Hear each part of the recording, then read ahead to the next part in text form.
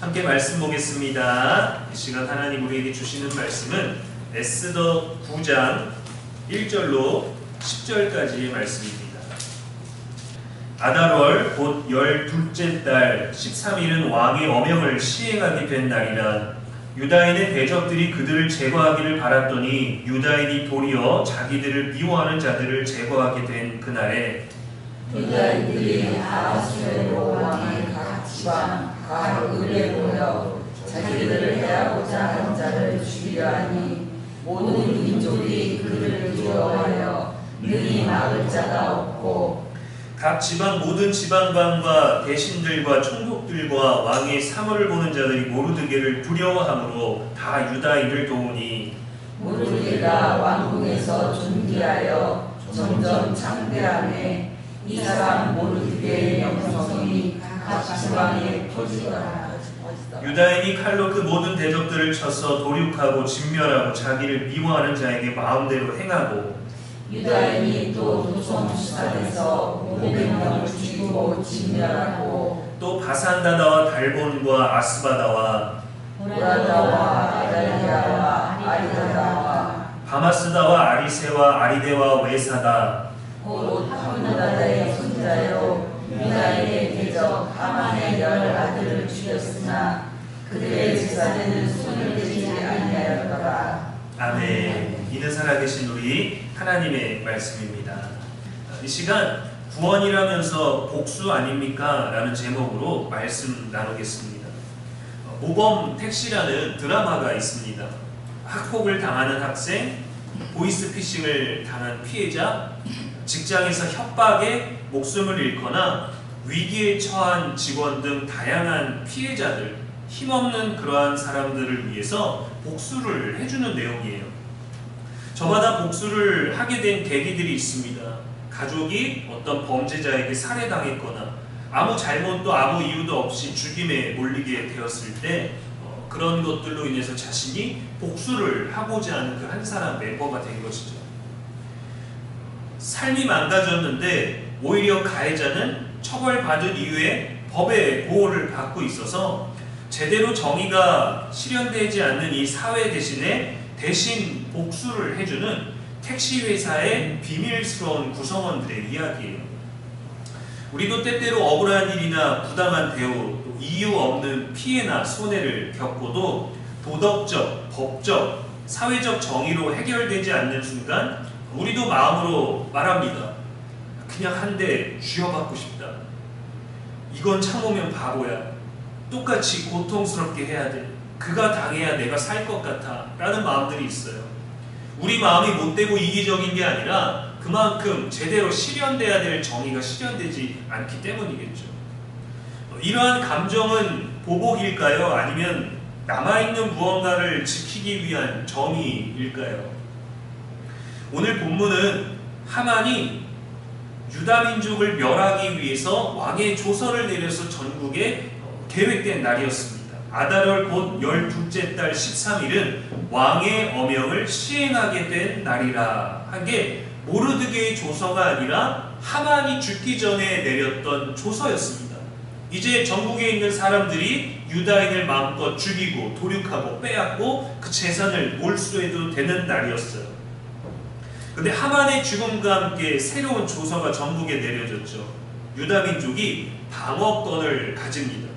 모든 일이 무효가 된 게 아니라 오히려 유다인을 괴롭히는 사람은 처벌을 받는다라고 하면 될 텐데 반대로 방어권을 줬어요. 보호받을 수 있는 장치가 생기긴 했지만 싸움이 날 수 있는 긴장 상태가 되었죠. 평화로운 상태가 아닙니다. 이날이 유다인은 죽임을 당하지 않고 오히려 그들의 대적을 치게 됩니다. 13일에 도성 수산에서 500명을 죽였고 하만의 아들 10명을 죽였어요. 그리고 그날이 전국에서 7만 5천 명을 죽였습니다. 엄청나게 많은 인원이죠. 다음날 14일에는 도성 수산에서만 300명을 더 죽였습니다. 본문을 읽으면서 의문이 들었어요. 위기는 여전하겠지만 하만은 이미 죽었고 유다민족이 죽임을 당했다, 괴롭힘을 당했다, 도륙을 당했다, 재산을 빼앗겼다 라는 그런 내용은 없는데 왜 수산성에서 500명이나 죽여야 했을까? 왜 하만의 자녀들까지 다 죽였을까? 방어가 아니라 공격적인 보복이 아닌가? 하나님의 이름으로 복수하는 것이 아닌가? 이것을 과연 구원의 날로 복음적으로 해석할 수 있을까라는 생각이 들었어요. 근데 하나님이라는 이름이 없기 때문에 더 그럴 수 있겠죠. 근데 보니까 성경 말씀에 사람들이 유다인을 두려워해서 모르드게를 돕고 총독들이 사람들이 왕의 사물을 보는 사람들이 모르드게를 도왔다라고 되어 있습니다.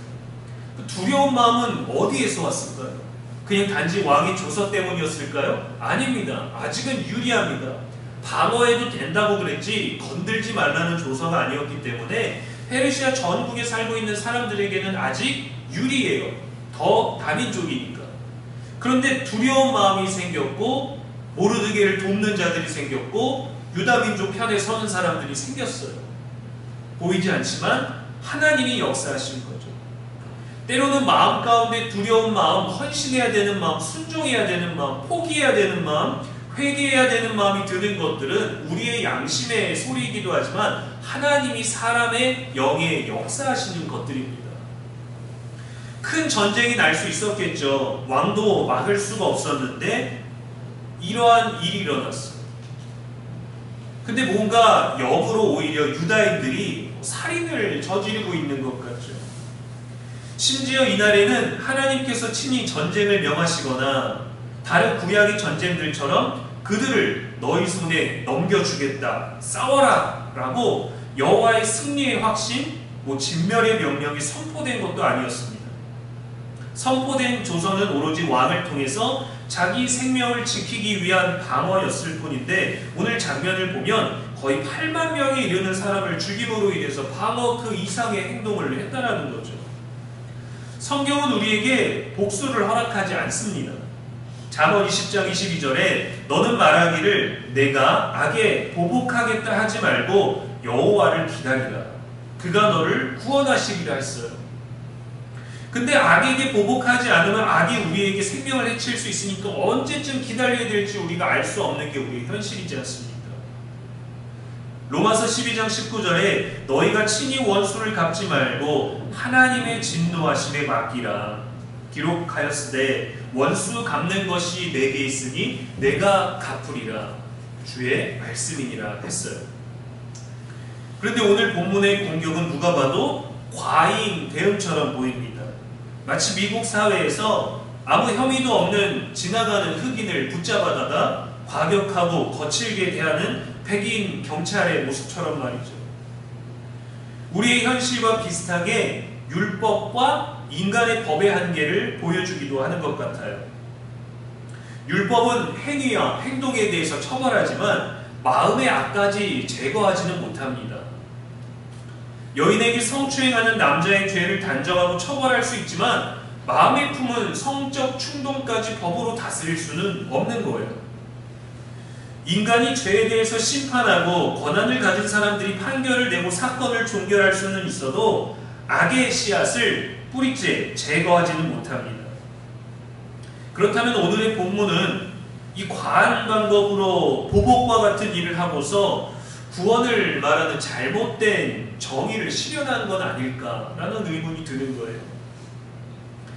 마이크 샌델이 정의란 무엇인가라는 책에 보면 정의로운 사회란 무엇인가라는 이 질문을 통해서 여러 가지 한 10가지 정도의 관점을 제시를 합니다. 근데 마지막 관점이 공동체에 관한 거예요. 정의는 공동의 선이어야 한다. 정의는 공동체의 미덕과 목적에 연결되어야 그 실현되는 것이 정의이고 그것이 공동체의 목적이라는 거죠. 정의는 단지 규칙을 따르거나 결과만 좋은 게 아니라 우리가 어떤 공동체를 만들기 위해서 또 어떤 인간이 될 것인가라는 질문을 통해 실현되는 정의가 옳다라는 것이고 그것이 공동체와 연결된다는 거죠. 오늘 2절 말씀에 보면 죽이는 사건에 대해서 설명하기를 자기를 해하고자 한 자를 죽이려 한다라고 했어요. 그러니까 방어권이 주어진 유대인들이 무차별적으로 그냥 아무나 가서 죽이거나 선제 공격을 하거나 돈 많은 자들에게 보복적인 성격의 살인을 한 게 아니라 이 유다인들의 생명을 해치려는 자들을 죽였다라는 겁니다. 이들을 뭐라고 호칭했냐면 대적이라고 명시했어요. 그러니까 대적을 공격할 때마다 반복되는 표현이 있는데 그들의 재산에는 손을 대지 아니하였더라라고 강조를 합니다. 그러니까 빼앗기 위해서 내게 어깨에 힘이 실렸으니까 왕이 우리의 뒤를 봐주고 명분을 줬으니까 우리도 마음대로 한번 죽이고 빼앗고 힘을 과시해서 유다인들이 페르시아를 점령하자라고 했던 것이 아니라 생존을 위한 거였어요. 여기서 우리가 복수가 아닌 공동체 정의였다라는 걸 발견할 수 있죠. 바벨론 시절에 페르시아 이전에 포로로 끌려와서 정착하면서 상업이나 금융이나 가공업이나 기술 분야에 종사하면서 막대한 부를 이룬 유대인들이 있습니다. 지금까지도. 페르시아 때에도 그랬겠죠. 하만의 조서에 따라서 유다인들을 죽이고자 하는 이 대적들 중에는 그 부를 축적한 유다인들의 재산을 노리는 경우가 많았을 거예요. 단순한 살육이 아니라 그 재산을 갖고자 했겠죠. 이러한 경우는 생명과 자신의 기업과 가정을 지키기 위해서는 단순한 방어가 아니라 먼저 움직일 수밖에 없었을 겁니다. 유다인들이 많은 사람을 죽였지만 그들의 재산에는 손을 대지 아니하였다라는 게 나와요. 500명을, 300명을, 10만 5천 명을, 하만의 아들 10명을 죽였을 때에도 그 재산에는 손을 대지 아니하였다. 이 행동이 그들의 정의가 무엇인지, 그들이 어떤 목적을 가지고 움직인 공동체인지를 보여주는 겁니다. 정체성을. 개인의 생명과 자유를 침해당하고 죽임당하는 위협을 먼저 제거한 것이고, 무엇보다 유다 공동체의 생존과 자신들이 누구의 백성인지, 자신들이 왜 이곳에서도 이렇게까지 살아남아야 되는지 지키기 위한 응전이었다라고 우리가 이 말씀을 볼 수 있다면, 마이크 샌델이 말한 정의에서 의미 있는 정의가 되는 겁니다. 옳은 정의가 되는 거예요. 한 사람만이 아니라 공동체가 행동한 그것입니다. 그래도 우리는 사실 이 살인이라는 것을 정당화할 수는 없죠. 유다인에게 죽임당한 이들은 일반 페르시아 민족이나 특정 인종이 아니라 하만의 조서에 의해서 유다인들을 죽이려 했던 대적들이었다는 겁니다. 하나님은 이스라엘이 아닌 민족이나 인종 자체를 악으로 규정하지 않으십니다. 하만의 사상에 동조한 그들을 겨냥한 거죠. 성경이 악에 대해서 말할 때 민족이나 사람으로 제한하거나 규정하지 않고 악한 동기와 최종적으로 그 악한 동기가 만들어낸 악한 행동, 그것을 문제를 삼습니다. 그래서 예수님도 늘 지적하시죠. 마음에 악한 것이 있기 때문에 악한 말을 한다. 마음에 악한 것이 있기 때문에 악한 길로 가는 것이고, 마음에 악을 품었기 때문에 마음에 품은 그것이 나오는 것이다. 그래서 나쁜 열매가 좋은 열매를 맺을 수 없고, 좋은 나무가 나쁜 열매를 맺을 수 없다라고 하신 것이죠.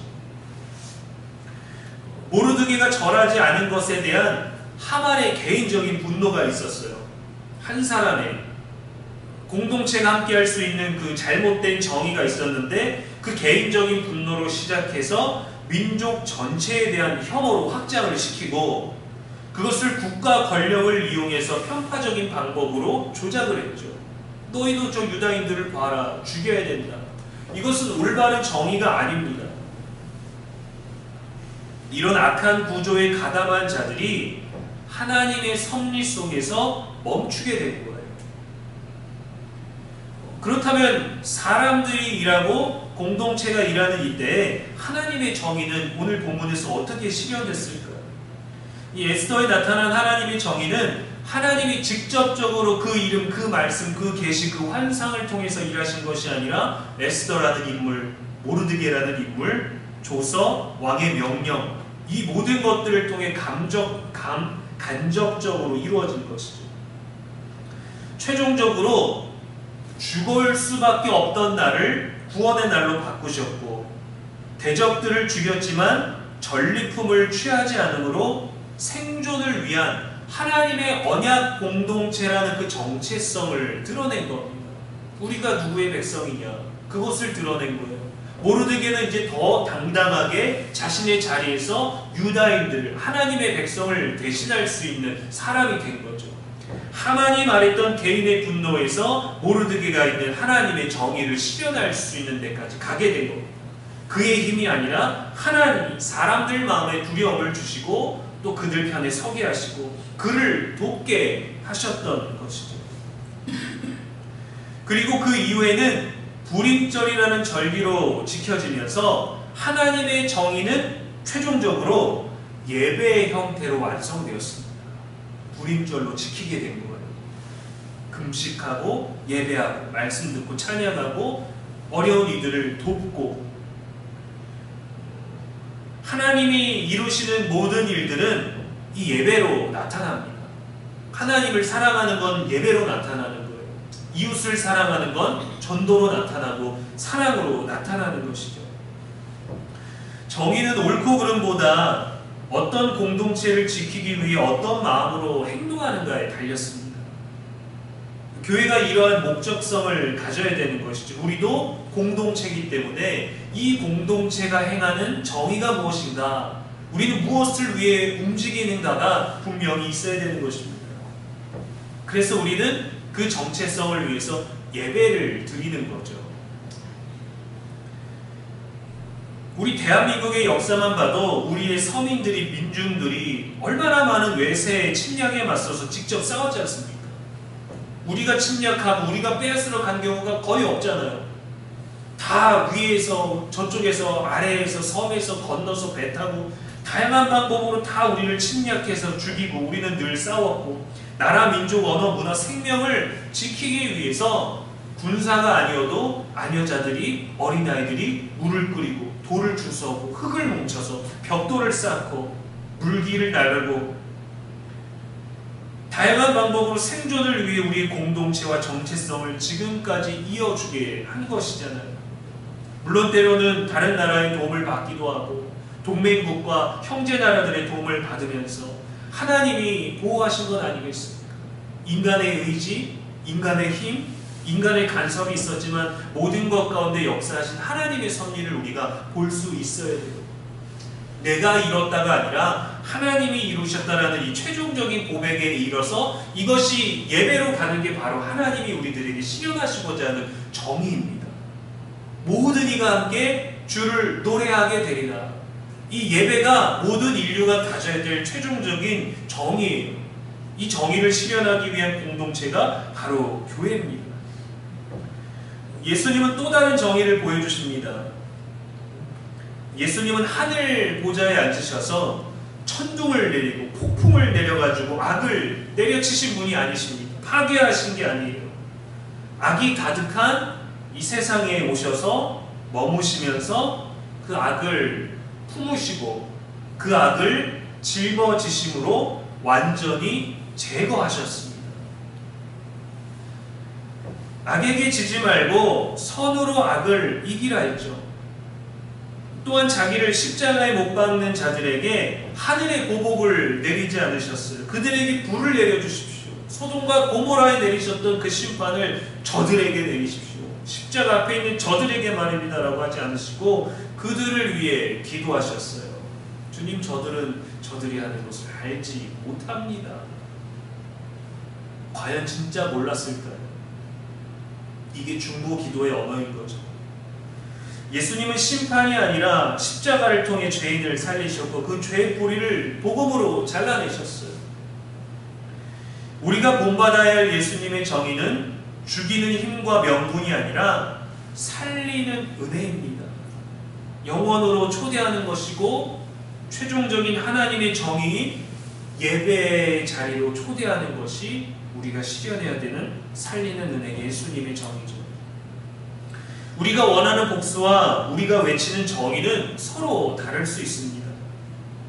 그러나 예수님께서 우리에게 보여주신 진짜 구원은 내가 복수하지 않아도 되는 자유이고, 예수님께서 보여주신 진짜 정의는 악이 나를 삼키지 못하게 하나님의 손에 맡기는 신뢰입니다. 친히 원수를 갚지 말고 하나님의 진노하심에 맡기라 했어요.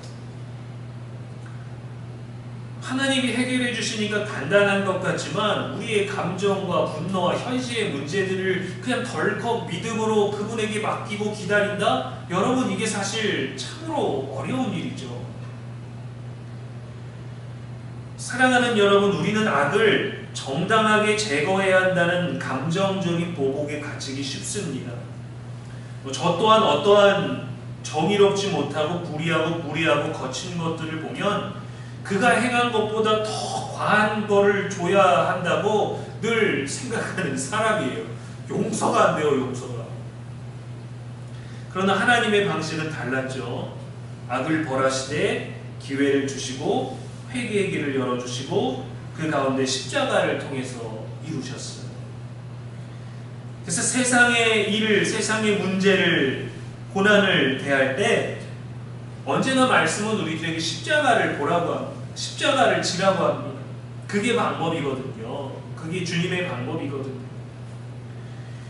오늘 본문의 상황 속에서는 공격적인 방어가 최선의 정의였을지 몰라도 예수님은 십자가를 통해서 그 최선을 완전한 구원으로 끌어올리셨습니다. 거기에 우리를 초청하셨고 거기에 우리가 은혜가 되게 하셨어요. 악을 어떻게 처리할까 보다 우리는 악으로부터 우리를 지키시는 하나님께 피하는 게 지혜입니다. 복수의 칼이 아니라 십자가의 은혜로 싸우는 자들이야말로 참된 정의를 가진 거룩한 공동체인 것이고, 이것이 우리의 교회 공동체, 가정 공동체의 정의가 되어야겠죠. 우리는 악에 대해서 보복할 힘이 아니라 하나님의 뜻을 끝까지 기다리며 따를 수 있는 믿음을 길러야 합니다. 순종을 길러야 합니다. 세상이 우리를 미워해도 우리는 사랑으로 기도하고 주의 은혜 안에서 하나님의 정의를 실현해야 됩니다. 그러나 악과는 결코 타협해서는 안 되고, 악은 어떤 모양일지라도 우리 안에서 과감하게 잘라내야 돼요. 우리는 십자가의 은혜를 누리고 있지 않습니까? 그 은혜를 누린 우리가 십자가의 은혜를 전하는 자로 이 10월 새롭게 또 살아갈 수 있게 되기를 주님의 이름으로 축원합니다. 기도하겠습니다.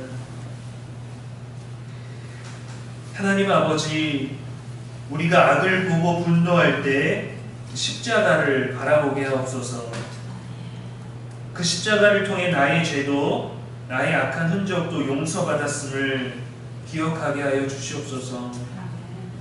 우리에게도 하만 같은 원수가 있습니다. 우리를 해하는 자들이 있습니다. 그래도 죽이는 칼이 아니라 예수님의 사랑과 하나님의 진리로 이기게 하여 주시옵소서. 참된 대답과 참된 방법이 하나님 앞에 드리는 예배로 온전하고 완벽한 정의로 나타날 수 있는 우리들의 매일의 삶이 되게 하여 주옵소서. 그 정의를 놓치지도 아니하며 그 정의를 빼앗기지도 아니하는 우리들의 믿음의 삶이 자라나게 하시고, 그 어떤 힘보다 순종의 힘을, 겸손의 힘을, 믿음의 힘을 기르게 하여 주옵소서. 복수심이 아니라 말씀으로 정의를 분별하게 하시고, 우리의 방법과 우리의 길이 하나님을 따르는 옳은 길, 선한 길이 되게 하시고 벗어나지 아니하도록 성령께서 늘 도와주시옵소서. 우리의 영원한 기쁨이 되시는 예수님의 이름으로 기도합니다. 아멘.